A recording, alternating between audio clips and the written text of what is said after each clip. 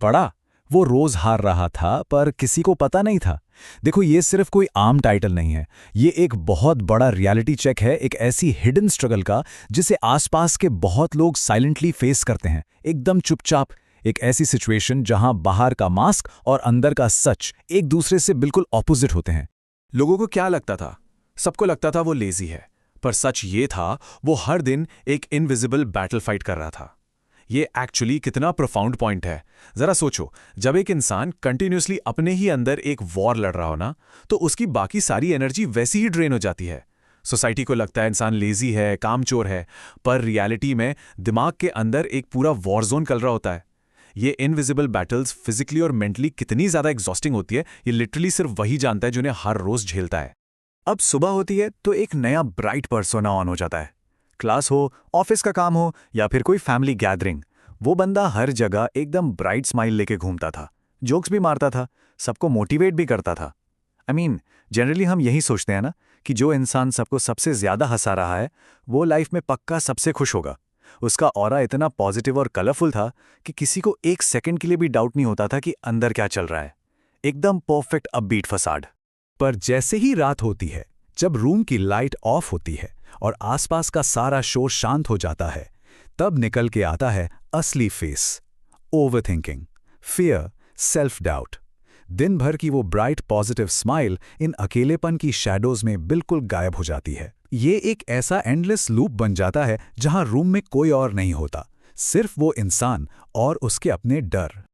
और पता है, इन सारे फियर्स का एक कोर पॉइंट था, एक ऐसी आवाज जो लिटरली अंदर से तोड़ के रख देती थी, शायद मैं कभी इनफ नहीं बन पाऊंगा। ये एक ऐसी डीप इनसिक्योरिटी है जो कंप्लीटली पैरालाइज कर देती है। ऐसा लगने लगता है जैसे हर अचीवमेंट बहुत छोटी है और हर फेलियर बहुत बड़ा। It's truly a deeply painful और आइसोलेटिंग जगह जहां शायद ही कोई होना चाहेगा। बट वेट, यहां पर एक बहुत सरप्राइजिंग टर्न आता है। एक दिन अचानक एक मैराथन रेस में नाम लिख दिया, और सबसे फनी पार्ट बताओ, पूरा लाइफ में कभी पहले रनिंग की ही नहीं थी। एक ऐसा इंसान जो इंटरनली पहले से इतना ड्रेन हो चुका था, उसने खुद को अचानक एक इम्पॉसिबल फिजिकल चैलेंज दे दिया, जैसे कि उस इंटरनल कॉन्फ्लिक्ट से डील करने के लिए बाहर एक बहुत बड़ा पहाड़ खड़ा कर दिया हो। अब आती है रेस वाली सुबह। स्टार्ट पॉइंट पर एनर्जी एकदम हाई थी, सब लोग तेजी से फास्ट भाग रहे थे। पर रियलिटी चेक सिर्फ 2 मिनट में हिट हो गया। 2 मिनट में ही बॉडी ने गिव अप कर दिया, सांसें फूलने लगी। बाकी लोग एकदम स्पीड से क्रॉस करके आगे निकल रहे थे, और वर्स्ट पार्ट, कुछ लोग हंस भी रहे थे। सब कुछ इतना कियोटिक, इतना एम्बैरेसिंग हो गया कि ब्रेकिंग पॉइंट आ गया।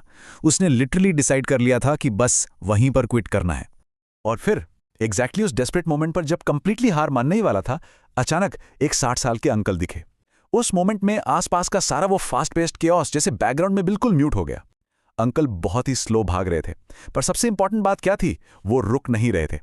उनका रिदम एकदम काम था, उनके स्टेप्स स्टेडी थे। कोई जल्दी नहीं, कोई प्रेशर नहीं, सिर्फ एक क्वाइट परसिवेरेंस। ये साइट उस एग्जॉस्टेड इंसान के लिए एक लाइफ चेंजिंग एंकर बन गई।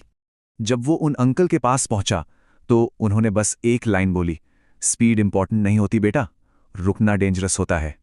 ये लाइन सीधा दिल में लगती है ना? हमारी सोसाइटी में हमेशा स्पीड को ग्लोरीफाई किया जाता है, पर एक्चुअल सच ये है कि स्लो होना किसी की वीकनेस नहीं होती, पर हार मान लेना, वहीं पे कंप्लीटली रुक जाना, that is where the real danger lies. तो फाइनली रिजल्ट क्या निकला? देखो, उसने रेस जीती नहीं, वो शायद सबसे लास्ट आया होगा, पर उस पर्टिकुलर दिन उसके लिए डेफिनेशन ऑफ विनिंग कंप्लीटली बदल चुकी थी। उसने पहली बार खुद से हारना बंद कर दिया। उस फिनिश लाइन तक चाहे वो धीरे धीरे चलते हुए ही क्यों ना पहुंचा हो, पर वो रुका नहीं। उसने फाइनली अपने इनर डीमंस पर एक बहुत ही पीसफुल, क्वाइट विक्ट्री अचीव कर ली थी। And this brings us to the ultimate core takeaway. अगर कोई भी इंसान एक ऐसी साइलेंट बैटल से फाइट कर रहा है जो किसी और को बाहर से नजर नहीं आती, तो इस बात को याद रखना बहुत जरूरी है। स्लो होना फेलियर नहीं होता, रुक जाना फेलियर होता है। प्रोसेस में टाइम लग सकता है, पर कंटिन्यूअस मोशन ही लाइफ है। अगर ये डीप ऑब्जर्वेशन दिल तक पहुंची हो तो डेफिनेटली लाइक और सब्सक्राइब करना पीस नॉट पीसेस को ऐसी ही पावरफुल अंडरस्टैंडिंग्स के लिए। कीप मूविंग फॉरवर्ड, चाहे स्लो ही क्यों ना हो।